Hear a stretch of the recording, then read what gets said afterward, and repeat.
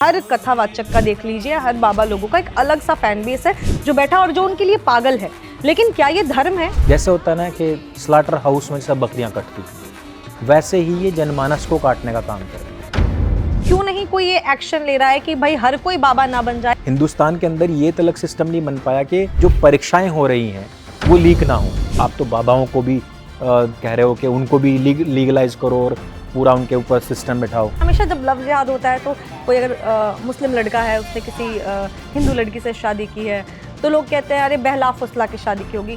वहाँ पर लड़की की समझ कहाँ थी? लव जिहाद पे जो काम कर रहे हैं उनका साइकोलॉजिकली जो पूरा वारफेयर है वो बहुत स्ट्रॉन्ग है। उनको पता है कि लड़की की साइकोलॉजी किस एज में क्या होती है। जो अजमेर दरगाह है उसके खादिम थे, उन्होंने 200 से ज़्यादा हिंदू लड़कियां जो कि सोफिया गर्ल्स कॉलेज में पढ़ती थी और जो कि नाबालिग थी मैक्सिमम उस टाइम पर, उन सबका गैंगरेप किया और उनके फ़ोटोज़ ले लिए गए। और शर्मनाक बात यह है कि हिंदू समाज इस तरीके की मज़ारों पर जा रहा है, बल्कि नई मज़ारें बनाने के लिए धन और दान भी दे रहा है।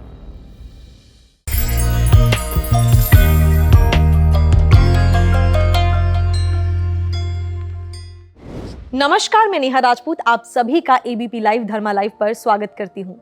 आजकल जैसे आप सभी जानते हैं कि धर्म संवाद में हम हमेशा उन्हीं टॉपिक्स की चर्चा करते हैं जो कि हॉट होती हैं, यानी हॉट टॉपिक्स की चर्चा करते हैं जो विवादों में हो। तो आजकल हाथरस वाले कांड के बाद तो बाबा पे, संत पे, कथावाचकों पे बहुत ही ज़्यादा सवाल उठने लगे हैं और भी बहुत सारी चीज़ें हैं जो आती हैं। हाँ, हालांकि जैसे मैंने कहा हॉट टॉपिक ये है, लेकिन बहुत सारी और भी चीज़ें हैं जो जुड़ी हुई हैं जिनके बारे में हम खुलकर आज बात करने वाले हैं अंकुर आर्या जी से। तो सबसे पहले स्वागत है आपका एक बार फिर से धर्मा लाइव पर।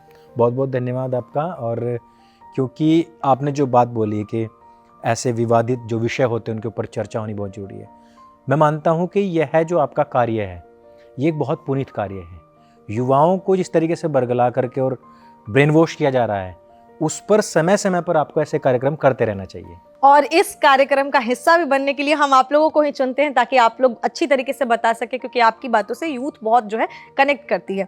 तो सबसे पहला जो सवाल रहेगा वो, जैसा मैंने कहा हाथरस वाला हॉट टॉपिक है, तो वहीं से शुरुआत करते हैं। ये तो अभी एक हो गया जिसमें देखा जा रहा है कि बहुत सारे लोग जो है अपनी जान गंवा गए, बहुत सारे लोगों का इलाज चल रहा है। उसके बाद भी आजकल टीवी पे देखने को मिल रहा है कि कुछ लोग आ रहे हैं और वो जो उनके भक्त कहे जाते हैं, भोले बाबा, सोचिए नाम कैसा रखा हुआ है, भोले बाबा के भक्त कहे जा रहे हैं, और वो आके कहते हैं कि नहीं, जो मर गया वो उसकी नियति थी, बाबा तो अभी भी जो है महान है, बाबा तो अभी भी चमत्कारी हैं, उनके चमत्कारों का गुणगान कर रहे हैं। मैं आपसे जानना चाहूँगी कि ये क्या है? ये पागलपन है, ये अंधभक्ति है, कैसा चमत्कार है जो उन लोगों पर उसने कर रखा है कि लोगों को दिखाई नहीं दे रहा कि सच क्या है और झूठ क्या है? देखिए, जितनी उपमाएं आप दे दें, आप कह रहे कि पागलपन है, आप कह रहे कि अंधभक्ति है, 4-5 उपमाएं और भी हों वो भी दे सकते हैं। और ये देखिए कि ये वो समाज है जो अगर गलत कर रहा है और आपने जाकर 2 डंडे मार दिए, मान लो पुलिस नहीं मार दिए, तो उसके ऊपर धाराएं लगवा देंगे, तरह तरह के एक्ट लगवा देंगे, है ना, उनको जेल में डलवा देंगे, आम जन समाज का भी जीना मुहाल कर देंगे।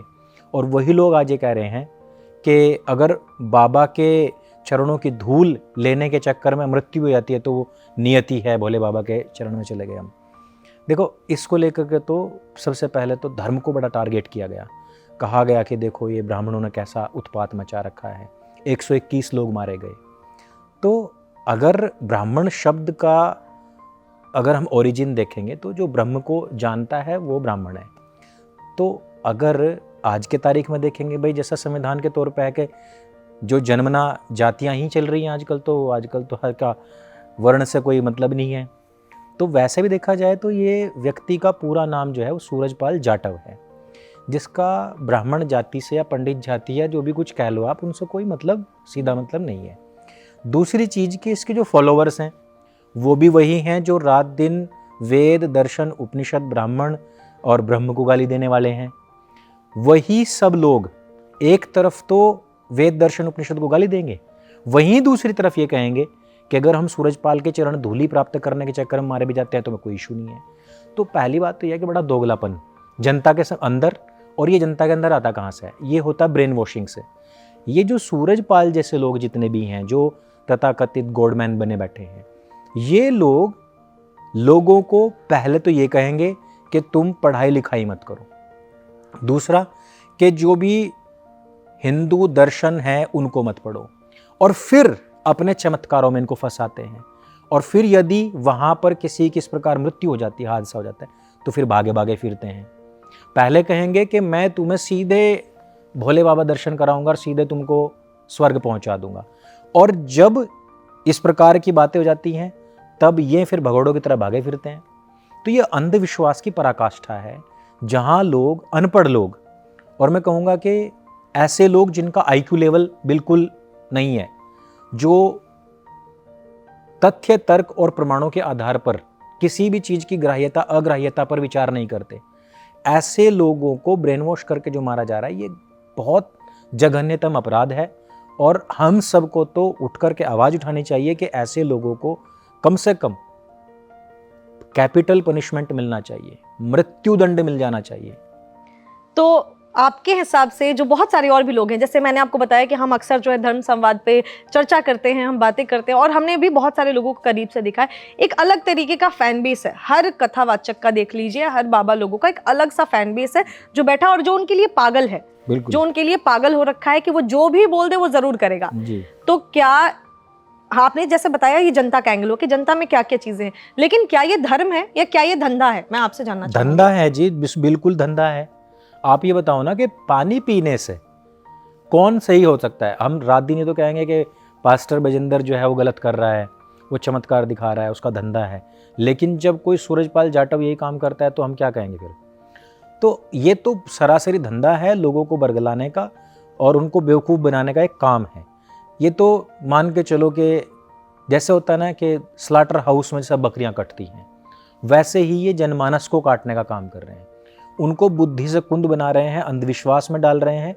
और सबसे बड़ी बात कि वो जो प्रोडक्टिविटी उनकी निकल सकती थी, वो जो बच्चा पढ़ लिख करके है, जो महिला कोई दूसरा कारोबार या घर का काम करके अपने बच्चों को भी अच्छे संस्कार दे करके घर में काम कर सकती थी, वो जा करके वहाँ ब्रेन वॉश हो रही है। तो ये तो धंधा है, स्पष्ट दिखता है सबको। यानी कि इस तरीके से ये पूरा बिजनेस बना हुआ है। बिल्कुल। एक और चीज मैं आपसे जानना चाहूंगी, हम जब बाबा लोगों की, कथावाचकों की, हम हर किसी की चर्चा करें, हालांकि हम किसी का ऐसा नहीं बोलेंगे कि कोई एक है, बहुत सारे लोग ऐसे हैं। फैन की बात हो गई, जनता की भी बात हो गई, उनकी खुद की अगर बात करें तो उनके पास खुद ही बहुत आलिशान चीज़ें, बहुत ही अच्छी लाइफ जी रहे हैं, लग्जूरियस लाइफ जी रहे हैं, लेकिन वो एक तरफ अपने जो है सारे लोगों को कहते हैं, जो उनके सामने बैठी है, जो जनता है, उनको कहती है कि एकदम सादा रहो, सादा रहो, सादा रहो। हाल ही में एक बाबा पर सवाल उठने लग गए हैं, बहुत मानते हैं लोग उन्हें, और उन पर सवाल उठने लग गए हैं। ऐसे बहुत सारे और भी बाबा लोग हैं जो कि ज्ञान तो बहुत सारे देते हैं, लेकिन वो अपने ज्ञान को खुद पे फॉलो नहीं करते। खुद का जीवन हर तरीके से ऐशो आराम से भरा हुआ है, लेकिन जो सामने आपने जैसे बोला ना कि भोली जनता बैठी है, उसको वो गुमराह कर रहे हैं। तो मैं आपसे जानना चाहूंगी कि क्या ये संतों का ये बिजनेस बन चुका है? देखिए, बहुत सारे संत हैं अलग अलग, जिसको हम देखते हैं कि बहुत लैविश लाइफ जी रहे हैं, जिसमें हमने राम रहीम को देखा है। अब राम रहीम का ऐसा कोई मतलब नहीं बनता था कि भाई जनता को आपने, सही है आप गाइडलाइन दे रहे हो, आप कुछ बता रहे हो, हमें तो नहीं पता उन्होंने ज़िंदगी में क्या बताया क्या नहीं। फिर आप एक दिन फिल्म बनाने लग जाते हो, फिर आप गाने गाने लग जाते हो, फिर आप कहते हो विराट कोहली भी मेरा ही चेला है, मैंने उसको सिक्सेस मारना सिखाया। तो इस तरीके के जो बाबा लोग हैं, इनको तो जनता भी पहचानती है। और आजकल तो आपने देखा होगा कि इनके मीम्स बनने लग गए बेचारों के, है ना। बहुत सारे जगह पर तो इनके बल्कि लोकोक्तियों और कहावतों में आजकल के बाबाओं का ज़्यादा इस्तेमाल हो रहा है ना। किसी के ऊपर तंज मारना हो तो बाबा का नाम ले देता है कोई भी।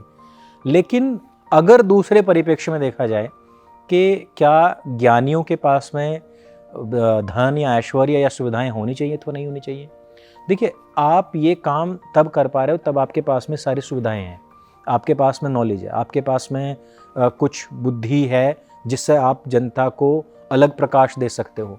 तो आपके पास कैमरा, माइक या संचार का कोई साधन ही नहीं है, तो फिर भी आप डूब जाओगे। अब देखो, महर्षि कणाद का विषय अलग था।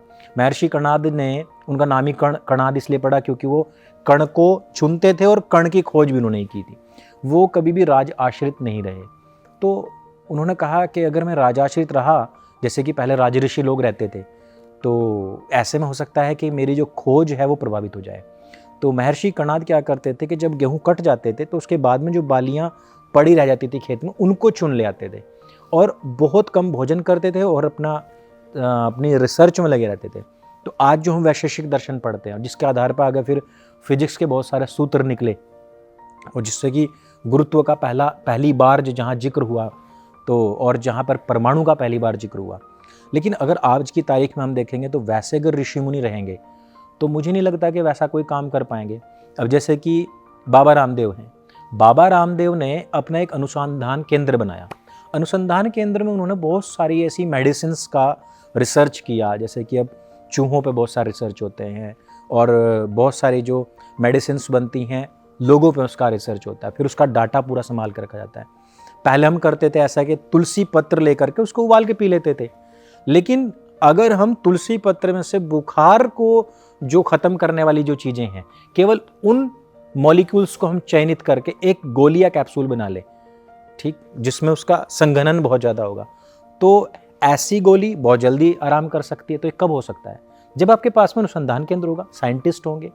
तो अब बाबा को एक स्पीच देने के लिए अमेरिका जाना है, मान लो कि वो हरिद्वार में बैठे हुए और उनको जाना है कन्याकुमारी, तो कैसे जाएंगे? अगर उनके पास में चार्टर प्लेन है तो तुरंत पहुंच जाएंगे, तुरंत वापस आ जाएंगे। वेद भी हमारा ये कहता है कि जो बौद्धिक वर्ग है हमारा, ऐश्वर्य उन्हीं के लिए बनाया गया है।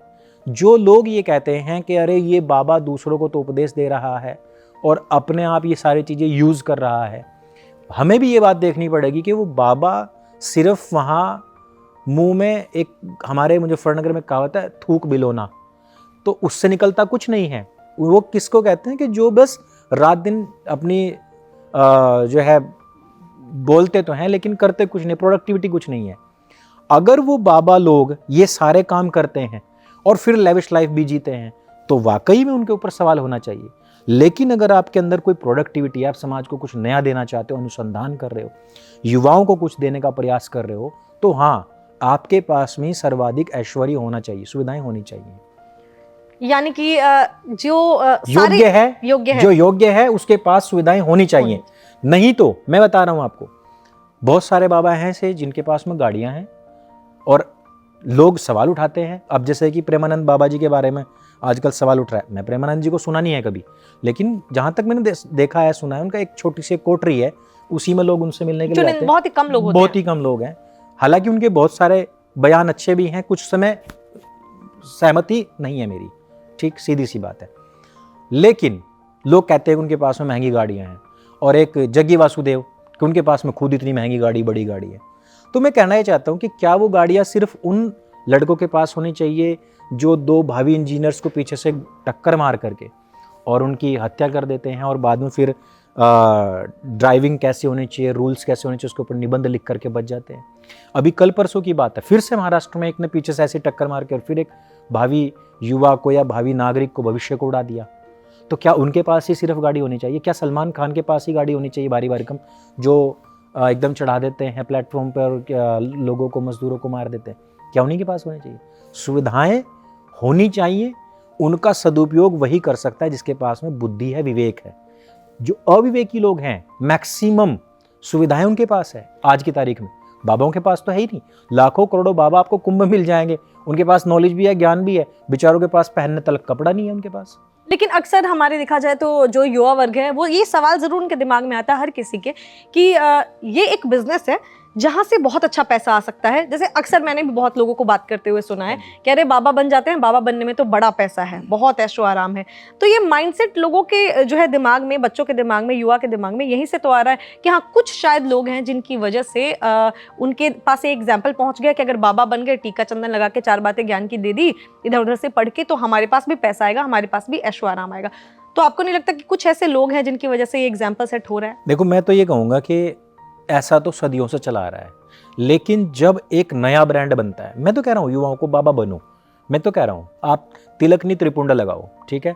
अगर वो 4 अच्छी बता रहे हैं, आप 8 अच्छी बताओ, कंपटीशन तो होगा ना। आपको पिछले बाबा को हराने के लिए कुछ तो आपने निगेटिविटी सोची होंगी ना, उसके अंदर निगेटिविटी है, तो आप कम से कम वो निगेटिविटी अपने अंदर नहीं लाओगे अगर आपको लॉन्ग लास्टिंग चलना है उस फील्ड में, ठीक है।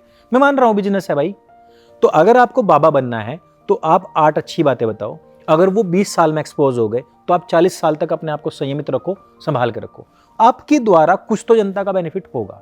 ऐसा नहीं है, जनता बहुत भटकी हुई है। मैं कह रहा हूँ माया के पीछे हम सब लोग इतने पागल हैं, और बाबाओं का ये बताना कि संयमित जीवन जीना चाहिए, साधारण जीवन जीना चाहिए, कुछ गलत नहीं है। अगर बाबा ने कह दिया लैविश लाइफ जियो, और भी उसकी तो पॉकेट में नहीं है 100 रुपए भी, तो 100 रुपए जिसके पास में है, और देखो बहुत सारी जनता ऐसी है जिसकी जो दिन भर की कमाई ही 1000-1200 रुपए है, या बहुत कम है 500 रुपए भी है, वैसे लोग भी तो जाते हैं, तो उनको बड़ी संतुष्टि महसूस होती है। 50-60 करोड़ लोग तो ऐसे ही हैं जिनकी इनकम बहुत कम है, और बाबा ने ऊपर से बता दिया कि भैया संयमित जीवन जियो, तुम खर्चा ज्यादा मत करो, है ना, अपनी जिह्वा को कंट्रोल में रखो। तो उसको लग रहा है कि बाबा ने ये बात कह दी, अब मेरे को बहुत संतोष है, तो वो आदमी उसमें जी सकता है। अब बाबा क्या बताए, अच्छा वहां से 50 करोड़ लोगों को क्या कहे हैं कि धुआं तार दो, अंधी मचा दो, ऑडी लो, ये लो, वो लो, क्या करेगा वो बेचारा मजदूर आदमी। तो वो बाबा लोग भी ये देखते हैं कि मेरे सामने जो लाखों लोग बैठे हैं उनका जो लाइफ स्टाइल क्या है, उनकी पॉकेट में मनी कितनी है, वो भी तो देखता है ना कुछ। तो मैं तो कह रहा हूँ युवाओं को बनना चाहिए, और आप ऐसे बाबा मत बनो। मैं कह रहा हूँ आप त्रिपुण लगाओ और ऐसे बाबा मत बनो जो ये कहते हो कि संयमित जीवन जियो। आप कहोगे अंधी काट दो, लेकिन वो अंधी काटने के लिए उनको कमाने का तरीका ही बताओ। वो लखपति करोड़पति बनेंगे तभी तो अंधी काटेंगे, बेचारा गरीबत में क्या अंधी काटेगा वो। हाँ, यानी कि संतोष मत दो कि हाँ जितना है उसी में खुश रहो। तो अगर कोई बाबा बनना चाहता है तो ये दिमाग में जरूर आप गांठ बांध लीजिए। हाँ। बाबाओं की तो बात हो गई, अब इनके फ्रॉड पने की बात करते हैं। भाई अगर बाबा बनना है तो उसको कहो ना कि मैं आपको 8,500 रुपये महीना दूंगा, और करो जो जुनून कर रहा है। तो ये पॉइंट जरूर रख लीजिए। अगर कोई आप में से सोच रहा है कि मैं भी कथावाचक या बाबा बन जाऊं, तो बाबा बनने के लिए ये चीजें होनी जरूरी है कि आप अच्छी बातें बताइए और लोगों को मोटिवेट भी कीजिए। भाई आप क्रिटिसाइज करो लेकिन पॉजिटिविटी में करो। मैं बाबाओं के पक्ष में नहीं हूं, मैं चाहता हूं कि इस तरीके के जो बाबा हैं जो गुमराह करते हैं उनको जेल भेजना चाहिए, उनका पूरी तरीके से मतलब समूल विनाश कर देना चाहिए। अगला सवाल भी उसी पे है अच्छा। मेरा। हाँ, लेकिन विस्कुट वाले बाबा लोगों से थोड़ा बच के रहिए। हाँ, बस बस बस बस। तो एक सवाल अब मेरा, हमने जैसे आपने कहा कि इस पे एक्शन लिया जाना चाहिए। हमारे देश में बहुत अभी तक हम देखते आए हैं, बहुत सारे बाबा जो हैं निकले, एक टाइम पे बहुत फेमस हुए कि सारे मिनिस्टर्स जो हैं, बड़े बड़े नेता हमारे यहाँ के जिनको अभी लोग बहुत प्यार करते हैं, वो लोग भी उनके दरवाजे पे गए, वो लोग भी नहीं पहचान पाए कि सामने वाला फ्रॉड है या नहीं है। बहुत सारे बाबा हुए, उन्होंने फ्रॉड किया, जेल गए, और उसके बाद भी आज भी देखा जाए तो ये हाथरस में भी जो हुआ, उसके बाद भी इतने सारे फ्रॉड लोग आ रहे हैं, बाबा जो बन के आ रहे हैं, संत उत्तर प्रदेश के पूर्व मुख्यमंत्री उनके दरबार में खड़े हुए थे। जी, तो मैं वही कह रही हूँ कि इतने सारी चीजें हुई, उसके बाद भी गवर्नमेंट एक्शन क्यों नहीं ले रही? कि एक्शन मतलब ऐसा कुछ एक सिस्टम क्यों नहीं बनता कि कोई भी एक मंच, आप कहीं भी जाते हैं मंच लगाने के लिए, आपको पहले वहाँ की प्रशासन से जो है परमिशन लेनी पड़ती है, आपको सारी चीज़ें पूछनी पड़ती हैं। तो क्यों नहीं कोई ये एक्शन ले रहा है कि भाई हर कोई बाबा ना बन जाए, हर कोई इतने बड़े लोगों को बिठा के और ज्ञान ना देने लग जाए? तो कुछ तो एक रूल सेट होना चाहिए, एक क्राइटेरिया सेट होना चाहिए यहाँ पे। तो गवर्नमेंट इस पर एक्शन क्यों नहीं ले रही? देखिए, सरकार तो आपस में उलझी पड़ी है, पक्ष और विपक्ष। ठीक, वो एक फेक न्यूज़ फैलाता है, दूसरा उसका जवाब देने को आता है। जनता जहाँ पड़ी है। हम विश्व की नंबर 1 पॉपुलेशन बन चुके हैं, पॉल्यूशन में भी हम नंबर 1 है कई स्थान पे। और ये सिर्फ वातावरण का पॉल्यूशन नहीं है, बौद्धिक पॉल्यूशन जो इस टाइम भारत में फैल रहा है, ये सबसे ज़्यादा खतरनाक है। और जो आपने बात कही है बहुत ज़रूरी भी है, क्योंकि अभी कुछ पिटिशन्स ऐसी डाली गई कि जो नेता बने कम से कम उसकी कुछ पढ़ाई होनी चाहिए, कुछ उससे क्वेश्चन आंसर्स होने चाहिए, आपका जो देश है उसका इतिहास भूगोल कुछ तो मालूम हो। अगर एक बच्चा 10वीं में पढ़ता है तो वो सारी जितने भी सब्जेक्ट है सब पढ़ता है, फिर वो 12th में जाकर और कम होता है, और फिर आप BSc MSc करते हैं, ग्रेजुएशन पोस्ट ग्रेजुएशन में जाते हो तो एक सब्जेक्ट पे आ जाते हो, फिर PhD करते हो तो बिल्कुल एक ही विषय पर आ जाए, आकर आप उसके ऊपर थीसिस लिखते हो। यानी कि जब स्टार्टिंग होती है तो आपका बेसिक क्लियर होना चाहिए, है ना। वहाँ पे जब आप शुरुआत में पढ़ते हैं 8th क्लास तक, तो आपका ये नहीं होता कि साइंस लेनी, आर्ट लेनी या कॉमर्स लेनी, सब पढ़ना होता है। बाद में जाकर वो फिर अलग अलग उसके वेरिएशंस पहुँचते हैं। तो अगर हम बाबा बना रहे हैं तो वहाँ तो कोई क्राइटेरिया ही नहीं है, आपको एक नौकरी लेनी है। और ये युवाओं का जो गुस्सा है ये जायज़ भी है। आप देखो, हिंदुस्तान के अंदर ये तलक सिस्टम नहीं बन पाया कि जो परीक्षाएं हो रही हैं वो लीक ना हो। आप तो बाबाओं को भी कह रहे हो कि उनको भी लीगलाइज करो और पूरा उनके ऊपर सिस्टम बैठाओ, तो वो तो बिल्कुल ही मुझे लगता है कि अभी निकट भविष्य में असंभव है। हाँ, ये हो सकता है कि अब वाली जो पीढ़ी है वो आगे जाए, कभी राजनीति में जाए, जब कुछ रेगुलेशन लाए ऐसे। तो बाबाओं का भी ये होना चाहिए कि क्या उनको धर्म की असली परिभाषा पता है, क्या उनको धर्म के विषय में, समाज के विषय में, नैतिकता के विषय में कुछ पता है, नॉलेज है। तो उनकी एक मिनिमम पढ़ाई होनी चाहिए, किसी को उसी में ही आगे जा कर के कुछ तरक्की करनी है तो उसके भी कुछ कोर्स होने चाहिए, और ये सारी चीज़ें वेरीफाई होनी चाहिए। ऐसा नहीं कि आपने कहीं से भी उठाया और कुछ भी कर लिया। अब अधिकतर तो मैं बाबाओं को देखता हूँ व्हाट्सएप फॉरवर्डेड्स मारते हैं, मैं आपको वीडियोस भेजूंगा। अब एक स्त्री है, वो बैठी हुई है और वो क्या फिल्मी गाने गा रही है, और वो, अब मैं बाबा तो नहीं कह सकता, बाबी बनी हुई है, क्या बनी हुई है। दूसरी एक और है, वो बस पागलों की तरह झूला झूल रही है, तो वो भी एक बाबी बनी हुई है। एक ने तो इसी में नाम कर रखा है कि वो नारियल को दांतों से छील देती है, तो लोग उसी के शरण में पड़े हुए हैं। तो मैं कह रहा हूं कि लोगों के पास में फ्री टाइम बहुत है, और मन्नतवाद इतना ज़्यादा हावी हो चुका है कि हमें बस किसी भी तरीके से हमें अपनी बस मन्नत पूरी करवानी है। हमें ईश्वर का जो सही स्वरूप है वो तलक नहीं पता, हमें ईश्वर से क्या प्रार्थना करनी चाहिए वो भी नहीं पता है। हमें क्या चाहिए कि हम जाएंगे वहाँ पे, या तो नौकरी, लड़का जाए तो छोकरी, लड़के जाए तो कोई अच्छा सा पति मिल जाए, यही सब चीज़ें चलती हैं। और इसी का सही बेनिफिट उठाते हुए इस तरीके की रोजाना गली गली में बाबा आपके बन चुके हैं। और ये तो छोड़ दीजिए आप बाबा बंगाली, आप वो देखोगे बसों के अंदर पर्चे लगे हुए होंगे कि आप सोतन से छुटकारा पाएं, जमीन में गड़ा धन पाएं, मनचाही नौकरी पाएं, मनचाही लड़की का वशीकरण करें। ये क्या चल रहा है? ये तो सरासर पाप है, और ये एक तरीके से हमारा जो कानून है, हमारे जो न्याय है, उन संहिताओं के खिलाफ है। उनके ऊपर तलक नहीं एक्शन होता जी। आप तो कह रहे हो फिर भी कि जो बैठ के विस्किट बता रहा है उसके ऊपर एक्शन लो या उसका रेगुलेशन करो। मैं तो कह रहा हूँ जो सीधा सीधा काला जादू टोना टोटका कर रहे हैं और खुला प्रचार कर रहे हैं, उनके ऊपर कोई रेगुलेशन नहीं है। ये कौन करवाएगा? मैं कहता हूँ कि युवाओं को इन बाबाओं के ऊपर मीम बनाना, चुटकुले बनाना छोड़ करके एक आंदोलन तो इसके खिलाफ ही कर देना चाहिए कि ये जो काला जादू वगैरह जो चल रहा है इनको पूरी तरीके से ख़त्म किया जाए, और अगर कोई भी प्रचार भी करता है तो सीधा उनको जेल में डालना चाहिए। और ये जैसे हमने इसीलिए सवाल पूछा क्योंकि बहुत सारे हम प्रॉब्लम की हमेशा चर्चा करते हैं, लेकिन सॉल्यूशन क्या होगा? जैसे हमने बात की कि गवर्नमेंट को ये अभी लाने में शायद टाइम लगे, लेकिन जितने भी लोग ये वीडियो देख रहे हैं, आप जैसे सवाल उठाते हैं, ज़रूर सवाल उठाइए, क्योंकि ये आपका काम है। और शायद सवाल उठाने के बाद ही कुछ लोग डरते हैं और उसके बाद वो अपने कदम पीछे करते हैं। तो जितने भी यंगस्टर या जितने भी लोग ये वीडियो देख रहे हैं, आप जो भी बातें कर रहे हैं, जितने भी बाबाओं से सवाल पूछते हैं, ज़रूर पूछिए, आपका हक है, लेकिन सवाल भी जायज़ होना चाहिए। ऐसा नहीं कि मीम्स बना के और आप मज़े ले रहे हैं, वो मत कीजिए। सवाल पूछिए ताकि इनके मन में भी थोड़ा डर हो कि अभी की जनता, अभी के यूथ जो है वो जागरूक है। बिल्कुल बिल्कुल। आपने बात की, हमने यंगस्टर्स की तो बात कर ली, एक और भी बहुत बड़ी मतलब एक ऑडियंस है जिसको ये लोग टारगेट करते हैं, वो है महिलाएं, औरतें। मतलब औरतें ऐसी हैं जिनको बहुत इमोशनल होती हैं, उनको बेवकूफ़ बनाना मुझे लगता है बहुत ही जल्दी आसान हो जाता है। क्या यही एक रीज़न है कि वो औरतों को ही टारगेट कर रहे हैं? उनको पता है कि हाँ इतनी महिलाएं, जैसे आपने कहा कि एक महिला खड़े होकर वो गाने सुना रही थी, हमने भी बहुत सारी ऐसी वीडियोस देखी हैं और हम जाके भी हमने देखा हुआ है कि महिलाएं ज़्यादा होती हैं। क्या एक यही कारण है कि इमोशनल है इसलिए, या क्या रीज़न है कि वो महिलाएं ही ज़्यादा ये बन रही हैं, भक्त बन रही हैं इनकी? देखिए, मैं इसको थोड़ा साइकोलॉजिकली अगर देखेंगे, एक लड़की जो अपने परिवार में पलती है, बढ़ती है, उसको हमेशा से ये कहा जाता है कि तुझे जो भी कुछ करना है अपने पति के पास जाकर करना। कोई भी अगर बोल दे, मैंने लास्ट के वाले में भी यही बात कही थी कि भाई अगर कोई लड़की कहती है कि मम्मी मुझे मनाली घूमने जाना, चलो आप भी चलो, माँ बाप नहीं जाते, वो कहते हैं कि शादी हो जाएगी तो अपने पति के साथ जाना।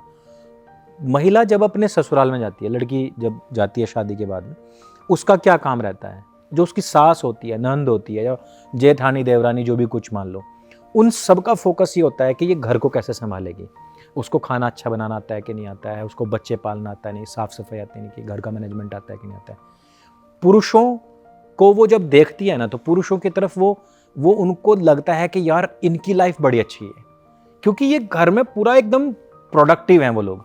वो घर से बाहर जाते हैं, कमा के लेकर के आते हैं, लोग उनकी सुनते हैं, इवन हम भी उन्हीं के ऊपर आश्रित हैं। तो आपने देखा होगा कभी बचपन में अपने पापा को हम हीरो मानते हैं, या पापा क्या चीज़ है, मतलब हमसे कुछ भी पूछ लो, हमें कोई डांट देता है, कुछ भी कर देता है, वो एक सेकंड में सारा कुछ सॉल्यूशन कर देते हैं।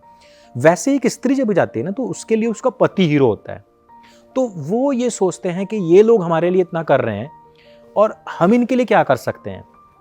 लेकिन उतार चढ़ाव सबकी लाइफ में है। वो पति भी एक दिन निराश होता है, हताश होता है, हारता भी है।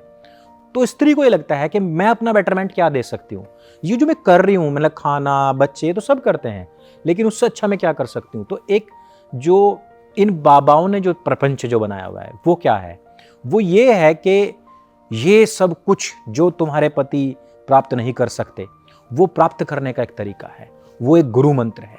वो तुम ये उच्चारण करो, तुम मेरे पास में आओ, तुम ये दर्शन लो, तुम ये भभूत लो, तुम ये पानी पियो, तुम ये आशीर्वाद लो, इससे तुम्हारे घर में सब कुछ अच्छा हो जाएगा। महिला कभी अपने लिए कुछ नहीं मांगती। आप किसी महिला को देखो, वो मंदिर जाएगी तो मेरा बेटा पास हो जाए, मेरे बेटे को बेटा हो जाए, मेरे खुद के बेटा हो जाए, या मेरे बच्चा हो जाए, जो हो गया वो स्वस्थ रहे। हे भगवान जी वो 8वीं में पास हो जाए, नंबर बनाना चाहिए। जब वो हो जाते हैं तो हे भगवान जी उसकी नौकरी लग जाए, हे भगवान जी उसकी शादी हो जाए, हे भगवान जी मेरी जो बहू है वो अच्छी नहीं है, उसका दिमाग सही हो जाए। देखो जितने व्रत बना रखे हैं, क्या स्त्री अपने लिए कोई अपनी लंबी उम्र के लिए कोई व्रत करती है? आप देखोगे वो करवा चौथ कर रही है तो अपने पति के लिए कर रही है, अहोई अष्टमी का व्रत कर रही है तो अपने बेटे के लिए कर रही है। वो क्या करती है? वो इतनी ज्यादा समर्पित हो जाती है कि जो कोई उसको कुछ कह दे वो उसको अच्छा लगने लग जाता है। समझ रहे? अगर एक लड़का बीमार हो गया मान लो, और किसी का इकलौता बच्चा है, उसका पूरा परिवार और उसको कितने लोग आके बेवकूफ बना लें, हम आपके बेटे को ठीक कर देंगे, फलानी दवाई है, फलानी पुड़िया, आप हमको 1 लाख रुपए दो, दे देंगे। मैंने कई सारी चीजें कि अभी किसी ने बालकृष्ण जी के ऊपर, आचार्य बालकृष्ण जी के ऊपर केस कर दिया, तो उनसे मेरी बात हो रही थी। मैंने कहा काहे को केस किया? कह रहे हैं उन्होंने 45,000 रुपये एक बार ले लिया, 28,000 रुपये एक बार ले लिया, हमें लूट लिया, हमारा बच्चा सही नहीं हुआ। मैंने कहा आपने दे दिए कहाँ, कैसे दिए? ऑनलाइन सर्च किया योगग्राम, और उस पर उनका फ़ोन नंबर आया, उन्होंने कहा कि पैसे जमा करो, हम आपको सीट दिलवा देंगे। मैंने कहा ऐसा तो सिस्टम ही नहीं है वहाँ, पैसा वही जाके देना होता है। तो तब उनको समझ में आया कि हमारे साथ फ्रॉड हो गया और किसी और ने कर लिया। तो लेकिन वो लोग इतने ज़्यादा भाव विभोर हो रखे थे, या कहो कि इतने ज़्यादा इमोशनल हो रखे थे, क्योंकि उनका अकेला बेटा उसको बचाना था। अब ये स्त्री की एक स्थिति आ जाती है जब घर के 20, 25 या 4-5 जो भी सदस्य हैं, उनमें उसको किस प्रकार से मान या सम्मान या एक हीरो वाली छवि मिल सकती है। और देख लेना आप कभी भी एक लड़की या एक स्त्री जो अपने बेटे के लिए, पति के लिए कुछ पूजा पाठ कर रही है, व्रत कर रही है, और वो सफल हो जाए, तब उसको वो एहसास होता है। और इवन स्त्री ये कह भी देती है देखा मैंने किया था। तो वो जो चीज पुरुष फील कर लेके आता है अपने साथ में, वो स्त्रियां लाना चाहती हैं, पर हम दे नहीं पाते। पुरुषों की ये गलती है। और ये जो हमने उनको बिल्कुल ये कह दिया कि नहीं तुम्हें इसके अलावा कुछ करना ही नहीं है, ये चीज है जो उनको वहां भटकने और बहकने के लिए मजबूर करती है। या पिछली बार भी मैंने ये बात कही थी कि स्त्रियों को क्यों शिक्षित होना आवश्यक है, क्यों उनका साइंटिफिक टेम्परामेंट हाई लेवल पे होना चाहिए। हालांकि बाबा जी ऑफेंड हो गए, वो कहने लगे कि देखो वोकिज्म आ जाता है। मैंने कहा वोकिज्म एक अलग चीज है। जब हम किसी भी चीज को लगातार दमन करते हैं तो एक दिन वो भी तेज छुरी तलवार बन जाती है। लोहा, जंग लगा हुआ लोहा, अगर आप उसको आग में डाल करके लगातार पिटाई करोगे, एक दिन वो भी खतरनाक छुरी बन जाएगी। और ये जो वोकिज्म और ये सब चीजें हुई हैं, ये विदेशों में इसलिए हुई हैं क्योंकि वहां पर स्त्रियों को लगातार उनकी विच हंटिंग की जाती थी। लगातार उनको विच यानी कि एक बोलते ना चुड़ैल जिसको बोलते हैं, उसको ये बोल करके मार दिया जाता था। कहा जाता था इनके अंदर आत्मा नहीं है, ये तो मतलब प्रयोग की वस्तुएं हैं और इनको यूज एंड थ्रो करो। वो वहां पर हो रहा है, लेकिन मेरे यहां पे ऐसा नहीं हुआ है। आप यहां देखोगे पार्वती जी के सामने भगवान शिव झुकते हैं, माता सीता को हाथ जोड़कर नमन मेरे राम करते हैं। रुक्मिणी जी का जहां ज्ञान आता है तो भगवान श्री कृष्ण उनको नमन करते हैं। हमारे यहां पर तो बच्चों के नाम, बेटों के नाम में भी सबसे पहले माता का नाम जुड़ता था। और हम लोगों ने ये पितृसत्तात्मक जो सत्ता है ना, हम अपने नॉर्थ में देखते हैं, साउथ में नहीं है ये आई है मुगलों से। उनके यहां ऐसा लगता है जैसे कि किसी का नाम मोहम्मद है, उसके बाप का नाम अब्दुल है, तो मोहम्मद बिन अब्दुल यानी कि अब्दुल का बेटा। अगर किसी का नाम आयशा है और उसके बाप का नाम मान लो अब्दुल है, तो वो भी बिनते लगेगा, लेकिन बाप का ही नाम आएगा, माँ का नाम नहीं आएगा। और आप हिंदुस्तान की जो प्राचीन संस्कृति है उसमें देखो, आप वहां माओ के नाम लगे आए हैं।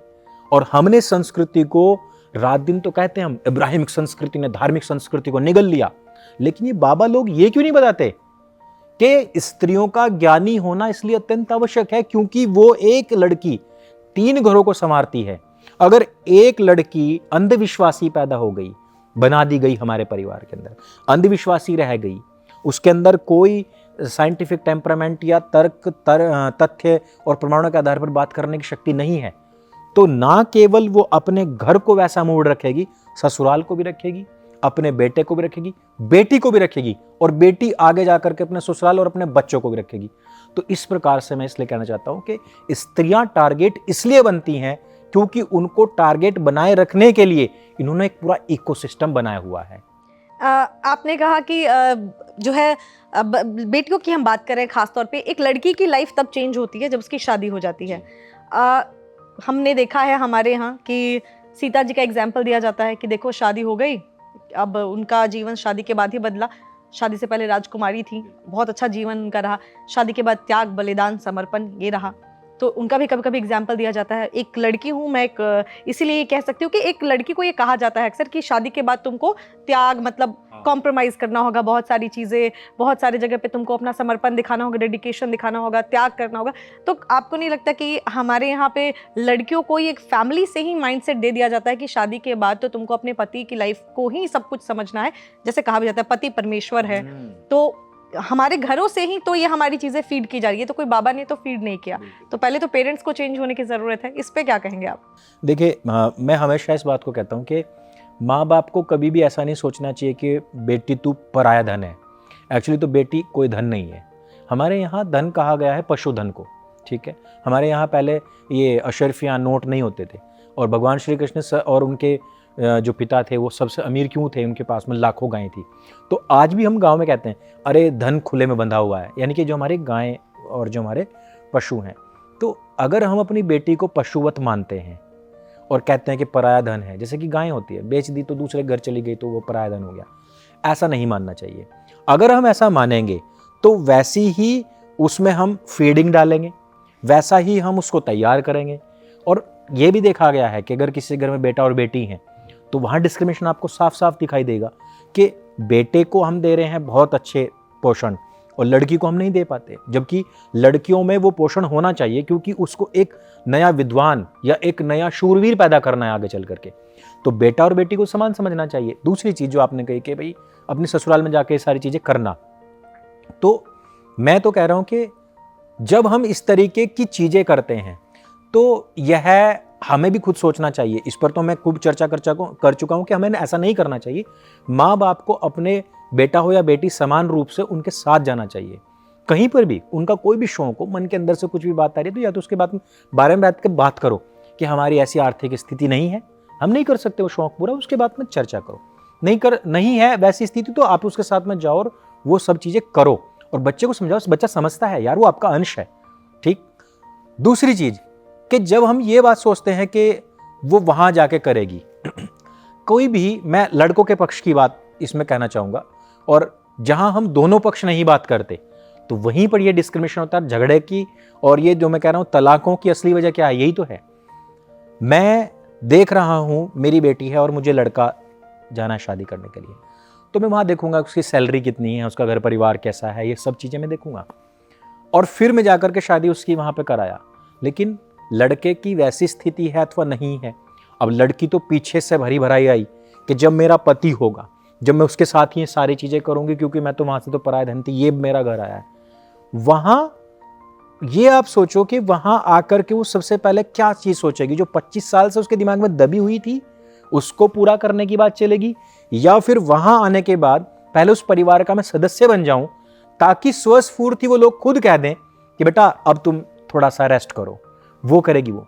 मुझे लगता है अधिकतर मामलों में वो जो 25 साल से अपने घर से भरी हुई आई है कि मुझे पति के साथ ये सारी चीज़ें पूरी करनी है, तो वो वही रहती है दिमाग के अंदर। दूसरे का लड़का है, आप उसके ऊपर डाल दिए सारी चीज़ें कि वही करेगा सारी चीज़ें।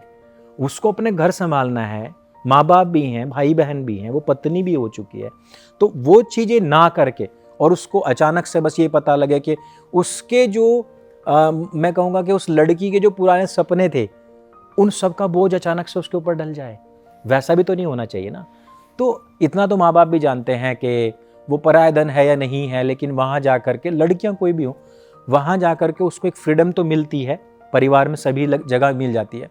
लेकिन आजकल लड़कियों को भी ये सोचना चाहिए कि मेरे भाई भी हैं, उनके पास भी अगर कोई लड़की यही विचार लेकर के आए तो मुझे कैसा फील होगा, मेरे माँ बाप को कैसा फील होगा। तो सामंजस्य बनना बहुत ज़रूरी है। और इन चीज़ों का मैं फिर से यही बात कहूँगा, लड़का हो या लड़की, माँ बाप के साथ में ही एक्चुअली उनको सारी चीज़ें एक्सप्लोर कर लेनी चाहिए, ताकि अगले घर जा करके या किसी और को मैं अपने घर में बुला करके एकदम वो डिसबैलेंस ना हो। अधिकतर तलाक में आप देखोगे ना, ये होता है कि लड़की चाहती है वो करना जो उसके मन में दबा हुआ था, माता पिता चाहते हैं कि मेरे घर में नया मेहमान आया है, वो इस घर में अब घुले मिले, ठीक है, दोनों में होता है तकरार, और फिर पति पत्नी को जाना पड़ता है परिवार से अलग। और वहाँ जो अलग जो अपने न्यूक्लियर फैमिलीज जो बस रही हैं, उसका मुख्य कारण यही है कि हमारे शौक नहीं पूरे हो पाते। माँ बाप हैं पुरानी पीढ़ी के, वो हमें समझ नहीं पाते, हम उन्हें नहीं समझ पाते, और फिर विछोह पैदा हो जाता है। और ये न्यूक्लियर फैमिलीज के जो नुकसान हैं, मैं आपको कह रहा हूँ कि अगर आप इसके ऊपर कभी स्टडी करोगे ना, तो इसी के कारण से भारतवर्ष की जो आने वाले 20 से 25 साल में जो भयंकर दुर्गति होने वाली है, इसका कारण सिर्फ और सिर्फ यह न्यूक्लियर फैमिलीज ही बनेगी। ये तो आपने बहुत अच्छे से, लेकिन हाँ एक इससे ही मिलता जुलता एक सवाल ये भी, जैसे मैं अभी भी उसी बात पे हूँ कि जैसे कहा जाता है कॉम्प्रोमाइज, आए दिन हम कभी कभी सुनते हैं कि लड़की अपनी बात भावनाएं कह नहीं पाई, शादी के बाद उसको जला के मार दिया ससुराल वालों ने, या बहुत परेशान किया जिसकी वजह से उसने कुछ कर दिया ऐसा ससुराल वालों के साथ, और ये कहती कि मैं तो सालों से भरी पड़ी थी, दबी थी, मुझे तो इतना परेशान कर दिया। तो ये उन शायद उनके पेरेंट्स को भी समझने की, लड़कियों को ही करने पड़ते हैं। नहीं ये मैं सारे तो नहीं कहूंगी लेकिन बहुत सारे वहाँ कि जैसे कहा जाता है, मैंने वो एग्जांपल भी दिया कि लोगों का कहते हैं कि तुम आगे फैमिली में जा रहे हो, अब तो तुम्हारा फैमिली तुम्हारी वही है तो तुमको वही देखना है। तो आए दिन हमें अक्सर ये खबर भी सुनने को मिल जाती है। तो वहाँ पर भी तो बैलेंस होना चाहिए कि पेरेंट्स को समझना चाहिए कि अगर लड़की शादी के बाद किसी और के घर गई हुई है, वहाँ परेशानी है, तो उनको वहाँ सपोर्ट करना चाहिए, या इतनी फ्रीडम उनको देनी चाहिए कि लड़की शादी के बाद भी वहाँ कुछ हो रहा है तो वो शेयर कर सके। देखिए, ऐसा नहीं है कि कॉम्प्रोमाइज सिर्फ लड़कियों को करना पड़ता है, लड़कों को भी करना पड़ता है। लड़के इवन ज़्यादा फ्रीडम में होते हैं शादी से पहले। जब शादी हो जाती है तो उनको अचानक से ही पता लगता है। देखो, मैं लव मैरिज की बात नहीं कर रहा, पर अरेंज मैरिज में ऐसा होता है, और फैमिलीज़ का भी प्रेशर रहता है कि भाई अब तुझे, बहुत सारी फैमिली में ऐसा होता है कि लड़का कुछ कर नहीं रहा तो उसकी शादी कर देते हैं कि अब तो तू जरूर कुछ ना कुछ करेगा। तो मुझे लगता है कि जो जीवन परिवर्तित होता है वो दोनों का होता है, सिर्फ लड़की का नहीं होता है, लड़के का भी होता है। हाँ, ये कह सकते हैं कि लड़की अपना घर छोड़ के वहाँ आई है, अपने कंफर्ट जोन को छोड़ करके एक नए घर में आई है, और लड़का अपने ही घर में है, तो अलग बातें हो सकती हैं। लेकिन ऐसा नहीं है कि कॉम्प्रोमाइज़ सिर्फ एक को ही करना पड़ता है। मुझे लगता है कि लड़कों को कुछ ज़्यादा कॉम्प्रोमाइज़ करने पड़ते हैं। कॉम्प्रोमाइज़ की तो हम बात ही नहीं कर रहे हैं, हम बस दोनों मिलाकर चले। हम तो यही चाहते हैं कि हर जगह सब खुशहाल रहे। लेकिन हाँ, जैसे हम अक्सर ये खबर कभी कभी हम पढ़ लेते हैं, देखिए लड़कियों के मारे जाने, वो तो अभी मैं तो नई खबर पढ़ रहा था, पत्नी ने बोला कि मुझे जिम जाना है, अब वो बेचारे ने भेज दिया, अब जिम ट्रेनर से उसको प्यार हो गया, अपने पति को एक्सीडेंट करवा के मरवा दिया, अब वो बेचारा बच गया भी, वो बच भी गया तो घर के दरवाजे खोल करके और अंदर गनर बुलवा के मरवा दिया। तो ऐसा नहीं है कि मैं, बहुत सारी ऐसी कहानियां भी हैं जिसमें कि ऐसा बॉयफ्रेंड और गर्लफ्रेंड में भी होता है, ऐसा शादी के बाद पति पत्नी में भी हो जाता है कि वो इस तरीके की घटनाएं भी होती हैं। और मैं तो कहता हूं कि फिर भी वही चीज़ दोबारा से कि देखो, क्राइम तो हम कम नहीं कर सकते इस तरीके से कह के भी, लेकिन हाँ, अगर किसी को अपना जीवन अच्छे से चलाना है तो वो चीज़ें हमें समझनी पड़ेंगी कि हमारी मूलभूत आवश्यकता क्या है।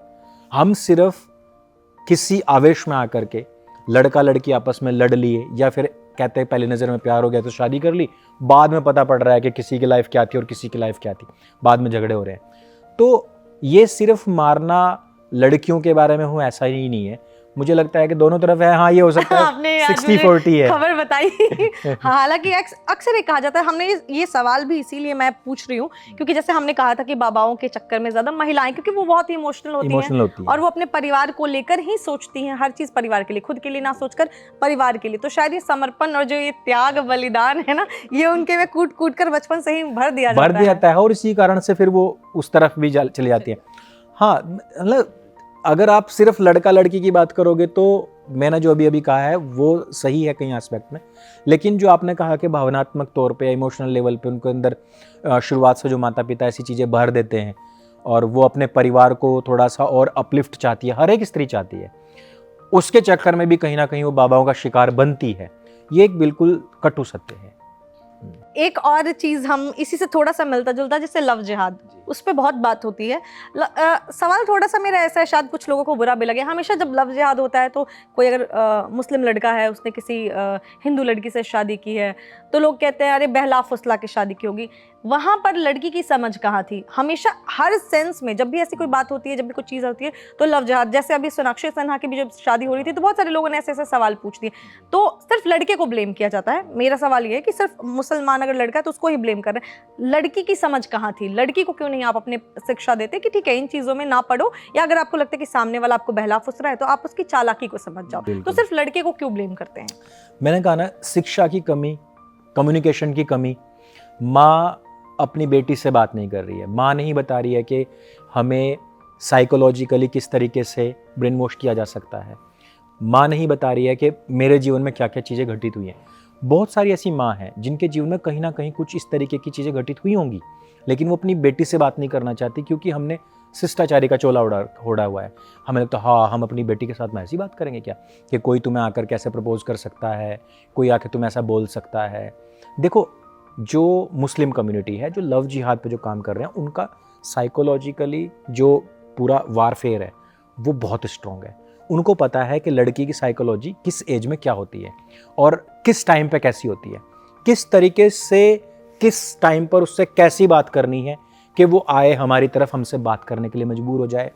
और स्टार्टिंग में एकदम वो लड़कों से नहीं करते हैं।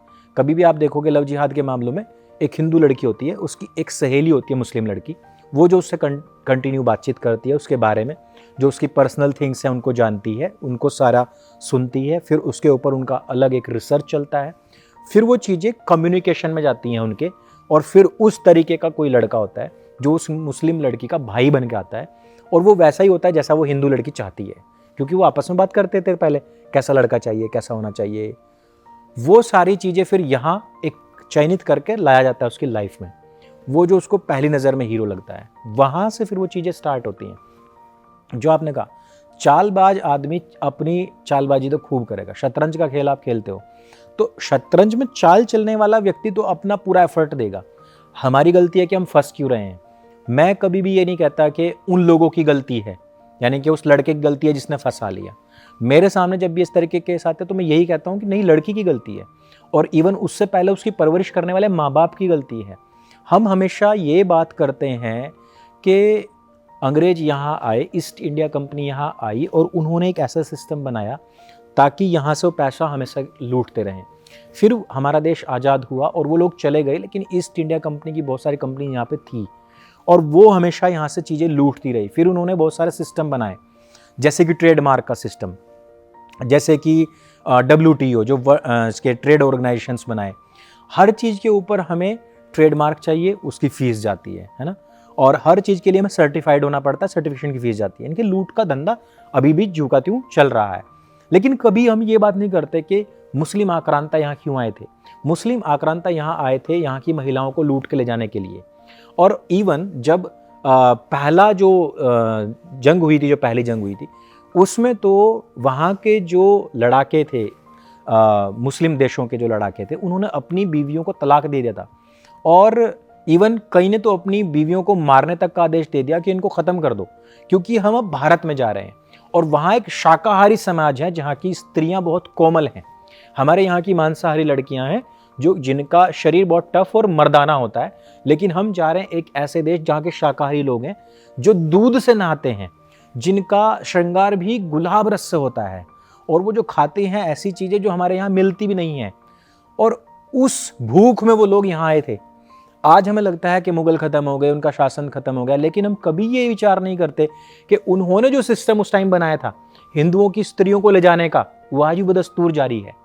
हम अंग्रेजों के ऊपर सारा ध्यान रहा हमारा। हमारे बड़े बड़े प्रवक्ता हैं जो कहते हैं कि अंग्रेजों ने ऐसा किया वैसा किया, लेकिन हमने कभी मुगलों पर ध्यान दिया इस बात का? नहीं दिया कभी भी। वो चीज़ आज भी चल रहा है, उसको जागरूक करने के लिए हमारे पास कोई तंत्र ही नहीं है।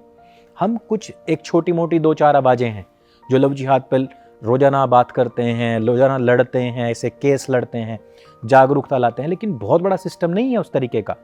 तो उन लोगों ने इन लड़कियों को बेवकूफ़ बना। और एक मैं जो किताब मेरी नहीं आई है, 2.5 मोर्चे का चक्रव्यूह, उसमें मैंने एक चैप्टर यही लिखा है पूरा का पूरा। आपको नहीं पता होगा शायद कि जो अजमेर दरगाह है उसके खादिम थे, उन्होंने 200 से ज़्यादा हिंदू लड़कियां जो कि सोफिया गर्ल्स कॉलेज में पढ़ती थी और जो कि नाबालिग थी मैक्सिमम उस टाइम पर, उन सब का गैंगरेप किया और ऐसा नहीं कि अकेले खुद, उनके नौकरों ने, उनकी गाड़ी साफ करने वाले, उनके मोची, उनके धोबी, सब ने, और उनके फोटोज ले लिए गए। और उन्होंने क्या कहा उस टाइम कि फोटो लेने से हमारे जो सारे जो इकोसिस्टम की जो बात थी वो ये थी, फोटो लेने से हमारे कितने बेनिफिट्स हैं। पहला, ये लड़की हमारे खिलाफ कभी आएगी नहीं। दूसरा, इसको ब्लैकमेल करके हम दोबारा बुला सकते हैं। तीसरा, इसको ब्लैकमेल करके इसके जरिए हम तीसरी लड़की को बुला सकते हैं। तो उन लोगों ने वो सिस्टम बनाया था। और शर्मनाक बात यह है कि हिंदू समाज ना केवल पिछले 32 साल से इस तरीके की मज़ारों पर जा रहा है, बल्कि नई मज़ारें बनाने के लिए धन और दान भी दे रहा है।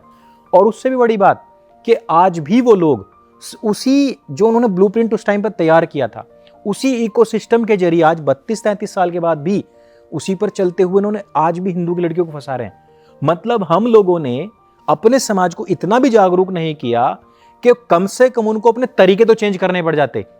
कि एक तरीके से होता है ना कि कबूतर होता है, कबूतर को पीढ़ियों से दाना डाल के जाला लगा के पकड़ा जा रहा है, और कबूतर रोज आता है वहां और कहता है कि आंखें टक, यानी कि शिकारी आएगा, दाना डालेगा, हमें जाल में फंसाएगा, और ये कहते कहते फिर दाना चुग रहे हैं और फिर फंस जाते हैं। तो कबूतर को सबसे ज्यादा मूढ़ बुद्धि पक्षी कहा गया है कि वो बिल्कुल, मतलब उसका बौद्धिक लेवल कुछ नहीं होता। मैं कहता हूं कि हिंदुओं का भी बौद्धिक लेवल उसी लेवल का ही है कि उन हमेशा ये तो कहेंगे कि अरे लव जिहाद चल रहा है, अरे वो लोग हमें फंसा लेंगे, ये कर लेंगे, वो कर लेंगे, और फिर वही लड़की फंस रही है। मैं तो एक लड़की को देख रहा था, वो ऐसे यहाँ तिलक लगाती है, और स्टार्टिंग में उसने बहुत सारे धार्मिक गाने गाए, उस पर डांस किया और ये सब चीज़ें।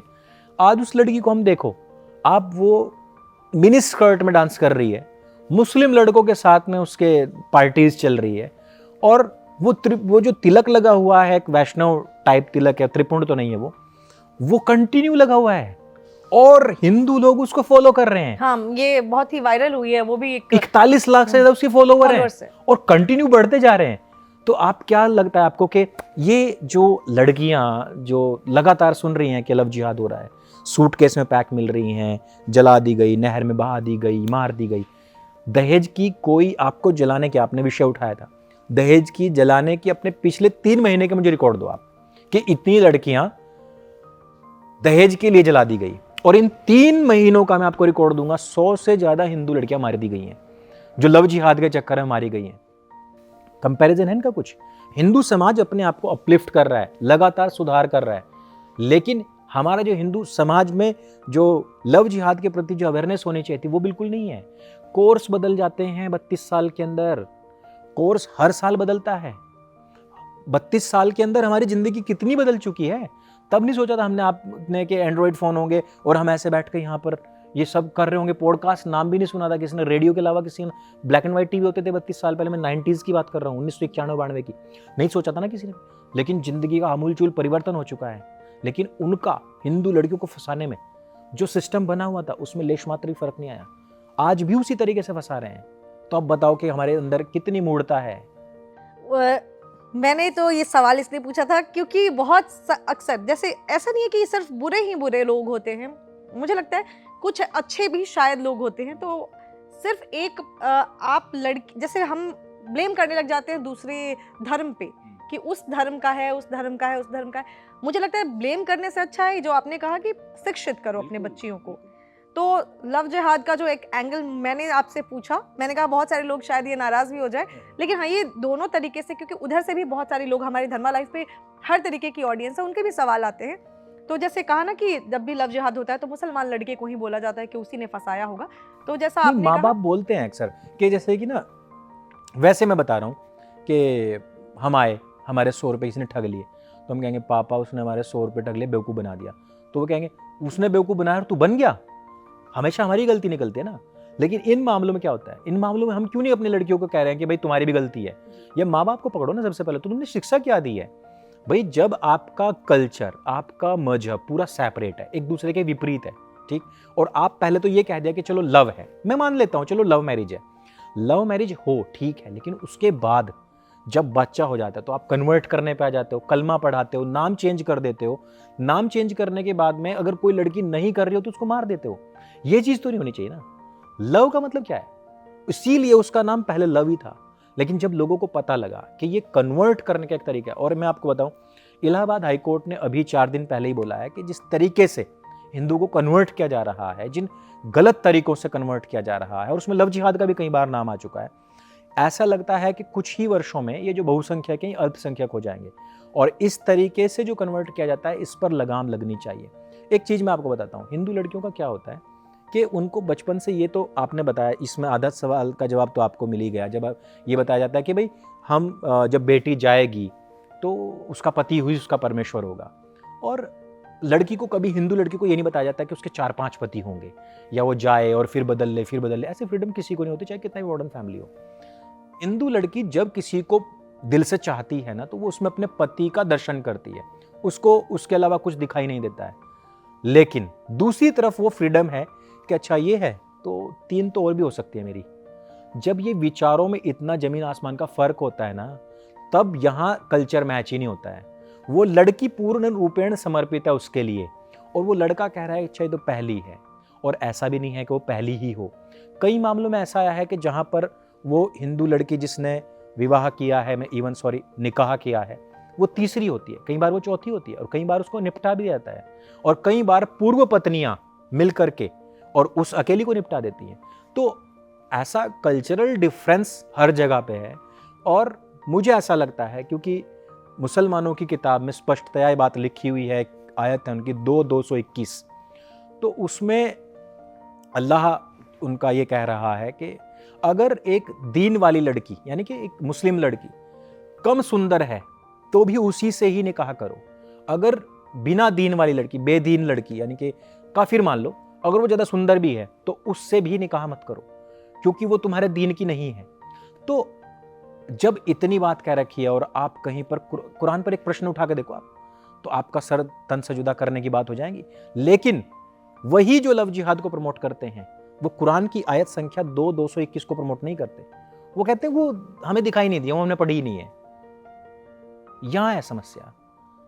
एक और चीज़, जैसे हमने तो बात की दूसरे धर्म की, लेकिन देखा जाए तो हाल ही में अभी एक और बहुत ही ज़्यादा, ये भी हॉट टॉपिक ही है। हमारे यहाँ एक हिंदू ने, उन्होंने नाम बदल के 2 शादियाँ की, बिग बॉस में पहुँच चुके हैं, लोग वहाँ भी सवाल उठा रहे हैं। तो अब तो इधर भी वो चीज़ें होने लग गई। नहीं, एक्चुअली वो हिंदू नहीं है। देखिए, वो हिंदू नहीं है, और उसने आज तक अपने हिंदू होने का प्रमाण भी नहीं दिया है। वो एक्चुअली तो मुस्लिम ही है। और ये कह सकते हैं कि हिंदुओं में कोई अन्य हो जो उसको देख करके वैसा हो गया होगा, तो उन्होंने 2 शादियां कर ली होंगी। लेकिन चलो ठीक है, मैं इसकी भी बात कर लेता हूं जो फिलहाल है। तो क्या वो दोनों आपस में लड़ती हैं, या उन्होंने घर को बर्बाद करने का प्रयास किया? हिंदुओं में भी अगर 2 लड़कियां, देखिए हिंदू में अपराध है 2 शादियां करना, लेकिन कब अपराध है? या तो पहले वाली को धोखे में रखा हो, या तो दूसरे वाली को धोखे में रखा हो, पहले से विवाह कर रखा हो और उसकी अनुमति ना हो।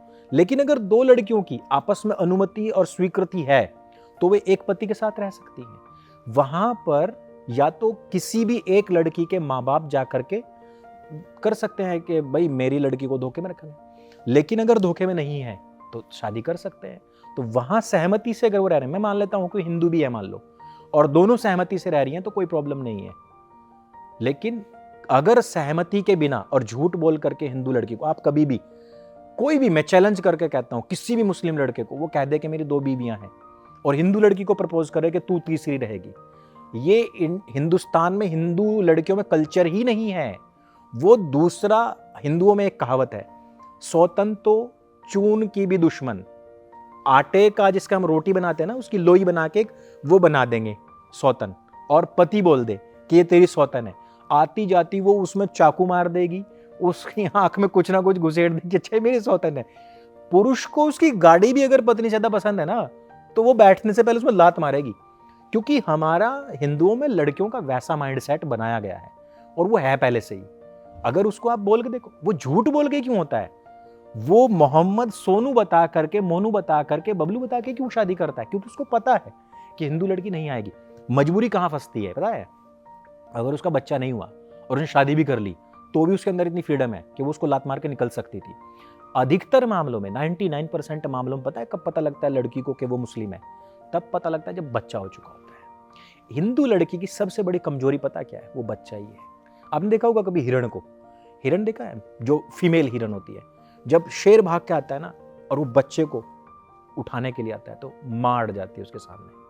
देखा है नदी पार करते हुए कभी एक वीडियो आया था, नदी पार कर रहे हैं जो फीमेल हिरण है और उसका बच्चा, और मगरमच्छ आता है फुल स्पीड से, तो माँ पीछे होती है अपने बेटे को देख रही होती है और वो एकदम से साइड में आ जाती है, मगरमच्छ उसको खा लेता है और माँ अपने बच्चे को बचा लेती है। ऐसा ही तेंदुए वाले उसमें भी है, वो भी बहुत फेमस है।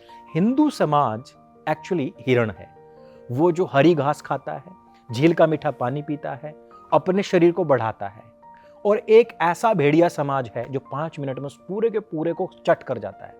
हिरण जो होता है यानी कि हिंदू समाज जो है वो वर्षों की मेहनत करता है, प्रोटीन जमा करता है, और एक भेड़िया आता है गिरोह बना करके उसको खा जाता है, 5 मिनट में पूरी प्रोटीन को साफ कर जाता है। तो हमारा समाज एक्चुअली रॉ मटेरियल है, प्रोटीन प्रदाता है, बस निर्माण करो और खत्म करवा दो। रॉ मटेरियल क्यों कह रहा हूं मैं? कभी भी कन्वर्ट कौन होगा? हिंदू, मुसलमान बने चाहे ईसाई बने चाहे बौद्ध बने, कौन कन्वर्ट होता है? मुसलमान को अभी आपने कभी देखा है मास लेवल पर कन्वर्ट होते हुए, या हिंदू बनते हुए या ईसाई बनते हुए? या ईसाइयों को देखा आपने कन्वर्ट होते हुए कि वो मुसलमान बन रहे हैं, हिंदू बन रहे हैं? नहीं बनते। सिर्फ एक ही है और वो है हिरण, हिंदू प्रोटीन समाज। प्रोटीन बनाओ और बस चट करवाओ। लेकिन क्या पूरे समाज को कहना सही होगा? वहाँ भी तो शिक्षा है, वहाँ भी बहुत सारे लोग ऐसे हैं जो कि शिक्षित हैं और इस तरीके की सोच नहीं रखते हैं। नहीं, मैं तो बहुत सारे तो भेड़िए भी नहीं खाते हैं इस तरीके से। मैं पूरे समाज को नहीं कह रहा हूं, मैं कह रहा हूं एक झुंड को, एक गिरोह को, जिसने ये ठान लिया है कि हमें यही काम करना है। जैसे हमारे यहाँ कुछ, जैसे हमने शुरुआत की थी कि जैसे कुछ बाबा हैं जो कि संत बोल के और ऐसी हरकतें कर रहे हैं, वैसे ही हर धर्म में कुछ ना कुछ ऐसे लोग हैं, बस जरूरत है उन्हें पहचानने की। मैं कह रहा हूं कि बहन बेटियों को शिकार नहीं बनाना चाहिए। आप बाबा के चक्कर में आ रहे हो, धूल उठाने के लिए मारे जा रहे हो, कोई दिक्कत नहीं है, लेकिन किसी के परिवार को उजाड़ करके उसको खत्म करना, उसको टारगेट करना, क्या होता है ना, एक बेटा कहीं फंस जाए, ठीक, तो परिवार एक बार को कह देगा कि कोई दिक्कत नहीं है, लेकिन एक बेटी जब फंस जाती है ना कहीं, तो पूरा परिवार झुकने के लिए मजबूर हो जाता है। अगर वो बेटी ये कह दे कि मम्मी पापा आपको भी कन्वर्ट होना पड़ेगा, तो वो एक बार को सोच लेंगे कि चलो हो जाते हैं। ये कमजोर रग को क्यों पकड़ना है जी? क्यों पकड़ना है? अगर आपको इतना ही लव लव दिखाई दे रहा है, तो जब कोई हिंदू लड़का किसी मुस्लिम लड़की से प्यार करता है तो उन दोनों को मार क्यों दिया जाता है? आज आप मुझे बताओ ना, कोई भी हिंदू लड़कियां इतनी कन्वर्ट होती है, इतने लव जिहाद में फंसती है, कभी किसी ने कहा कि मुझे मेरे परिवार से दिक्कत हो रही है? एक मुस्लिम लड़की अभी एक हिंदू लड़के के साथ में उसने शादी करना चाहता, बेचारी को उसको जान के लाले पड़ गए। कर्नाटक में तो रोड पे घेर के मारा था, वो उसके साथ जा रही थी, बाइक घेर के जान से मार दिया गया उनको। क्यों होता है ये? क्योंकि आपकी आइडियोलॉजी वैसी है, लिखा हुआ है वहां स्पष्टतया। मैं मान जाऊंगा मेरी लड़की को प्यार हो गया तो कर लो शादी, कोई दिक्कत नहीं, मेरे को तो आज भी करनी, कल भी करनी, मैं तो ठान के बैठा हुआ पराया धन है। लेकिन उधर नहीं ऐसा, उधर वन वे है, आप आ सकते हो, जा नहीं सकते हो, जाओगे तो समाप्त हो जाओगे। प्रॉब्लम यहां है, प्रॉब्लम पूरा का पूरा मैंने कहा ना कि सभ्यताओं की लड़ाई है। जनरल बिपिन रावत ने क्यों कहा यह 2.5 मोर्चे का चक्रव्यूह है? इसीलिए तो कहा क्योंकि एक मोर्चा पाकिस्तान पे हम लड़ रहे हैं, एक चाइना पे हम लड़ रहे हैं, लेकिन आधा मोर्चा वो है जिसके साथ हमारा सभ्यतागत युद्ध है, जो सभ्यतागत हमारे साथ बैठता ही नहीं है, उसका पूरा इकोसिस्टम ही विपरीत है, और उसके यहां पर सिर्फ वन वे है। मेरे आपके यहां है ऐसा कि मैं कह सकता हूं इस बात को कि इस बाबा ने गलत कर दिया, उस बाबा ने गलत कर दिया। मैं कह रहा हूं कि अगर बाबा बनना है तो उसका एक पूरा का पूरा एजुकेशन सिस्टम होना चाहिए, परीक्षाएं होनी चाहिए, तब पास होना चाहिए। अगर सूरजपाल जाटव ने यह काम किया है तो पकड़ो और जेल में डालो उसको, फांसी भी देनी है तो फांसी दो ऐसे लोगों को। वहां ऐसा नहीं होता है, वहां आप देखोगे छोटी बच्चों के साथ में दुष्कर्म हो जाए तो उसके माँ बाप सपोर्ट करने के लिए आ जाएंगे, वो कहेंगे बेटी इतना मायने नहीं रखती, सबसे पहले तो हमारी आइडियोलॉजी मायने रखती है। ये फर्क है, इस फर्क को हमें जानना पड़ेगा, एक्सेप्ट करना पड़ेगा।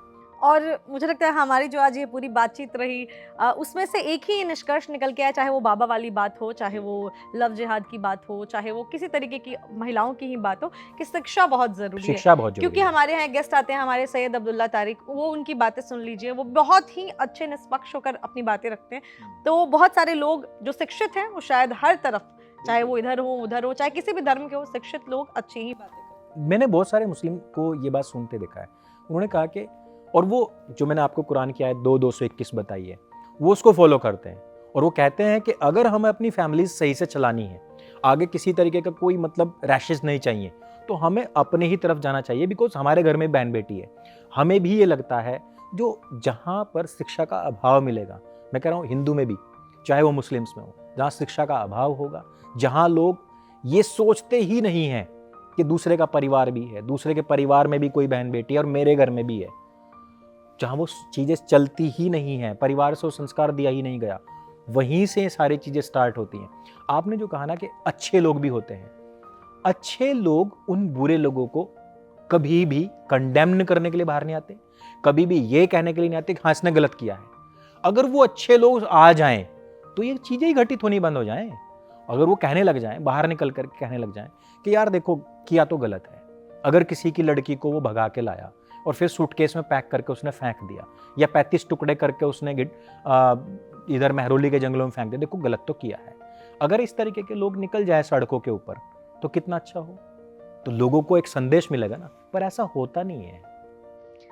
खैर आपकी बात सुन के शायद अब लोग भी सवाल उठाएं, क्योंकि जैसे कि मैंने कहा कि जागरूक होना लोगों का बहुत ज़रूरी है, शिक्षित होना लोगों का बहुत ज़रूरी है, और ये सारी बातों का एक ही इशारा है कि भाई शिक्षा बहुत ज़रूरी है, चाहे बेटा हो बेटी हो कोई भी धर्म हो, हर किसी को शिक्षित होना और अपनी सूझबूझ को बढ़ाने की ज़रूरत है, ताकि वो किसी तरीके के चक्कर में ना फंस जाए, चाहे वो बाबा हो, चाहे वो लव जिहाद हो, चाहे कुछ भी हो। तो बहुत बहुत शुक्रिया आपका, आपने हमें समय दिया और बहुत ही अच्छी तरीके से अपनी बात सबके सामने रखी। तो आपका बहुत बहुत शुक्रिया अंकुर जी। जितने भी लोगों ने ये पूरा धर्म संवाद का हमारी ये चर्चा सुनी है, बातचीत सुनी है, अगर आपको कोई भी सवाल है, किसी भी तरीके का आप अंकुर जी से सवाल पूछना चाहते हैं, या चाहते हैं कि उनकी कोई बात आपको पसंद नहीं है, उस पर आप क्रॉस क्वेश्चनिंग करना चाहते हैं, तो एक सिर्फ धर्मा लाइव ऐसी जगह है जहां पर आपको इसका भी हक है। आप सवाल लिखिए, अगली बार हम अंकुर जी को बुलाएंगे और आपके जितने भी सवाल हैं इनसे ही पूछेंगे। तो मिलते हैं आपसे किसी अगली वीडियो में धर्म संवाद के किसी अगले गेस्ट के साथ। तब तक खुश रहें, ख्याल रखें। नमस्कार। नमस्कार।